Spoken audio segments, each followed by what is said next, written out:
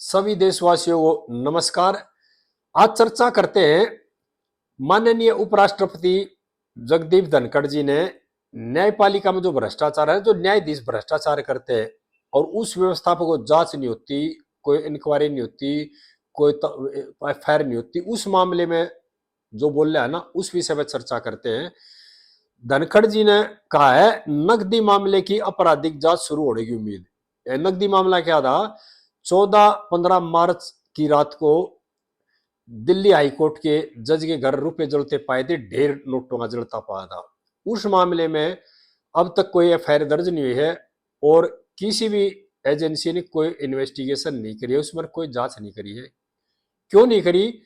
क्योंकि 1990 के दशक में माननीय सुप्रीम कोर्ट ने एक फैसला दिया था कि किसी भी न्यायाधीश के ऊपर किसी तरह कोई आरोप लगता है तो कोई केंद्र सरकार की एजेंसी या किसी स्टेट गवर्नमेंट की कोई इन्वेस्टिगेशन एजेंसी या केंद्र सरकार किसी तरह की कोई जांच नहीं कर सकती और ना उसमें एफआईआर दर्ज हो सकती। उसकी जांच सुप्रीम कोर्ट द्वारा जो कमेटी बनेगी वो उसकी जांच करेगी और जो सजा देगी, जो कार्रवाई के आदेश करेगी, वो न्यायपालिका आदेश देगी सरकार को या सरकार को लिख के भेजेगी।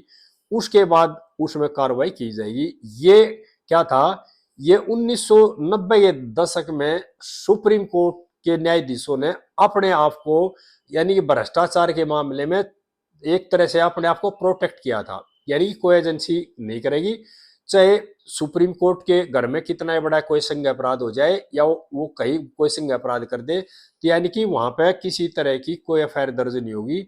इस तरह की का जो फैसला दिया था और इस ये कारण ये है अब तक जो दिल्ली हाईकोर्ट के जज के घर में जो नोट जलते पाए थे 14-15 मार्च की रात को, अब तक कोई एफआईआर दर्ज नहीं है। कारण ये है और लोग सवाल, देश की जनता केंद्र सरकार से पूछ रही है और केंद्र सरकार पे सवाल भी दाग रही है कि क्यों नहीं एफआईआर हुई किसी। कारण ये था क्योंकि सुप्रीम कोर्ट ने फैसला दिया था और हमारे देश में न्यायपालिका को मानते भी वहां पर न्याय मिलेगा और ये कारण था जो अब तक एफआईआर दर्ज नहीं हो रही।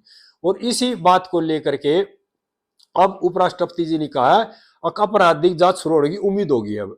क्यों? क्योंकि सुप्रीम कोर्ट की जो ने कमेटी बनाई थी उसने अपनी रिपोर्ट दे दी और रिपोर्ट केंद्र सरकार को भेज दी गई है। अब इसमें देखते हैं क्या कार्रवाई होती है।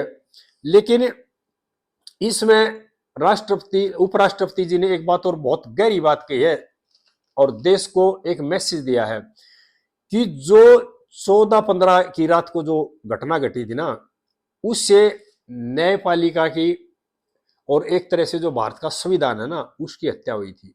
और उसने इसका का जो उदाहरण दिया है उसका दिया है मार्च के आइडस से, जो शेक्सपियर के जूलियस सीजर की हत्या का दिन था। यानी कि जो उस दिन जो घटना घटी थी उसमें तुरंत एफआईआर दर्ज नहीं, तुरंत कोई जांच नहीं करी किसी सरकारी एजेंसी ने। तो इसका मतलब है उस दिन न्यायपालिका की, देश में जो लोकतंत्र है ना, उसकी हत्या हुई थी। और ये बात भी सत्य है। एक आदमी के घर बोरियो में नोट जलते हुए पाए गए हैं और वो कॉग्निजेबल ऑफेंस हुआ है, उसमें किसी तरह की किसी भी एजेंसी ने कोई एफआईआर दर्ज नहीं करी, कोई जांच नहीं करी। सुप्रीम कोर्ट ने खुद ये कमेटी बनाई, उसी के न्यायाधीश के ऊपर यानी कि न्यायपालिका के अधिकारी के ऊपर आरोप थे, उसके घर में नोट जलते पाए गए थे। कार्यपालिका ने किसी तरह कोई हस्तक्षेप नहीं किया। यहाँ पे मैं देशवासियों को एक बात और बताना चाह रहा हूं। जो अब मौजूदा सीएजीआई है BR गवी साहब, उन्होंने महाराष्ट्र में एक सभा में बोला है कि न्यायपालिका का कार्यपालिका में हस्तक्षेप नहीं होना चाहिए। यहां मैं माननीय सीजीआई BR गवी साहब को आवेदन करना चाह रहा हूं, जो फैसला यानी कि जो 1990 में फैसला दिया था ना, अभी कार्यपालिका न्यायपालिका के किसी जज के ऊपर कोई आरोप लगता है तो उसमें किसी तरह की एफआईआर दर्ज नहीं करेगी, कोई जांच नहीं करेगी, उस फैसले को पलटा जाए। वो जो फैसला 1990 के दशक में सुप्रीम कोर्ट ने जो दिया था और अपने आप को प्रोटेक्ट किया था, एक छतरी के नीचे ले आए थे कि कोई एजेंसी जांच नहीं करेगी, वो सीधा कार्यपालिका के काम में हस्तक्षेप था न्यायपालिका का। ये मेरे अपने विचार है।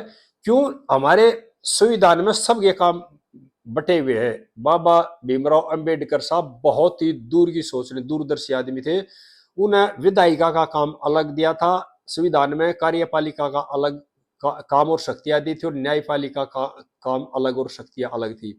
विधायिका का काम दिया था कानून बनाने का, न्यायपालिका का काम था अगर जो कानून बना है वो सही बना है कि नहीं बना है, जो जनता की भलाई के लिए बना है कि नहीं बना है। और कार्यपालिका का काम था अगर जो विधायिका ने कानून बना दिया उसको जनता में लागू करना, सही आदमी के ऊपर सही कानून लागू करना। मोटी बात यह है, कानून सही आदमी पे और सही कानून लागू करना है। और न्यायालय काम क्या कहा, जो कानून कार्यपालिका ने लागू किया है वो सही कानून सही आदमी पर लागू हो रहा है कि नहीं हो रहा है, सिर्फ ये चीज देखनी है। यानी कानून जो गलत आदमी पे लागू, या कानून गलत लागू नहीं कर रहा क्या, किसी का जुर्म छोटा उस पर बड़ा लगा दिया, या किसी ने जुर्म नहीं किया उस पर गलत कानून गलत बंद कर दिया हो, इस तरह का ये था। तो ये बात बिल्कुल जो धनखड़ जी ने कही है, ये देश को एक तरह से जगाने के लिए कही, हर न्यायपालिका के है ना उसको भी जगाने के लिए कही है कि जो इस तरह के जो हस्तक्षेप किया था ना 1990 में जो सुप्रीम कोर्ट ने फैसला दिया था, और उसके बाद ये सिस्टम शुरू हुआ कि न्यायपालिका के किसी न्यायाधीश के ऊपर कोई आरोप लगता है तो उसकी जांच सेंट्रल कोई भी एजेंसी जांच नहीं करेगी और ना उसके खिलाफ एफआईआर दर्ज होगी जब तक कि सुप्रीम कोर्ट उसको रिकमेंड ना कर दे। यानी कि पहले सुप्रीम कोर्ट की कमेटी जांच करेगी और उसके बाद जैसे भी वो कार्रवाई के बारे में लिख के भेजेगी सरकार को, उसके बाद आगे कार्रवाई की। लेकिन ये क्या था, ये इसमें मैं आपको और बताना चाह रहा हूं सभी देशवासियों को, दो तरह की हत्या हुई थी। एक तो जो नागरिक का जो समानता का अधिकार है ना, हर नागरिक हमारे संविधान के मुताबिक एक समान है। इसमें क्या करा था, न्यायाधीशों ने अपने आप को समानता का अधिकार ऊपर रख लिया था और बाकी के लोग दर्जे के नीचे ही। और जितने भी अधिकारी थे, चाहे वो क्लास 1 हो चाहे क्लास 2 हो चाहे कर्मचारी हो, वो नीचे के दर्जे, और न्यायाधीशों ने अपने आप को देश में ऊपरला दर्जा मान लिया था, यानी अलग मान लिया था। यानी कि समानता खत्म होगी नागरिकत्व की। जबकि हमारे संविधान में जो भी कोई आदमी गलत काम करेगा, कोई संज्ञ अपराध करेगा था, उसके खिलाफ कार्यपालिका है, जो लॉ एनफोर्समेंट एजेंसी है, वो इन्वेस्टिगेशन करेंगी, जांच करेंगी। न्यायपालिका का काम इन्वेस्टिगेशन करने का काम नहीं है, ये काम है कार्यपालिका का। लेकिन क्या कहा, 1990 के दशक में जो बात कर रहे हैं धनखड़ जी, उस टाइम जो फैसला हुआ था, उस टाइम के जो मौजूदा न्यायाधीश थे जिन्होंने फैसला दिया था, उन्होंने ये देश हित के लिए फैसला नहीं था, ये खुद के हित के लिए फैसला दिया गया था, जिससे कि देश में असमानता की खाई भी बनी, न्यायपालिका से लोगों का विश्वास भी उठा और लोकतंत्र भी एक तरह से का भी नुकसान हुआ। और संविधान में ये चीज थी नहीं, हमारे संविधान में बाबा साहब ने इस तरह की कोई सुविधा नहीं दी थी न्यायपालिका किसी न्यायाधीश को कि उस पर कोई आरोप लगता है तो उसकी जांच कार्यपालिका नहीं करेगी, ऐसा संविधान में कहीं नहीं था।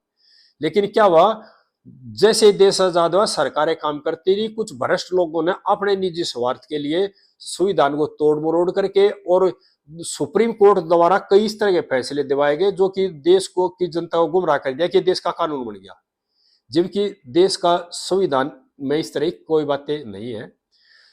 और उसके बाद यानी 90 के दशक के बाद भ्रष्टाचार को बढ़ावा मिला, जो कि क्योंकि हमारे जो न्यायपालिका में इस तरह की जो बातें हुई ना, इस तरह कई फैसले है, उससे देश में भ्रष्टाचार को बढ़ावा मिला है। और जो भ्रष्ट लोग होते उनको सजा नहीं मिली, क्योंकि एक तरह से भ्रष्ट लोगों का, जो कार्यपालिका में भ्रष्ट लोग थे, न्यायपालिका में भ्रष्ट लोग थे, और जो सरकार में जो नेता भी भ्रष्ट थे ना, उनका एक गठजोड़ बन गया।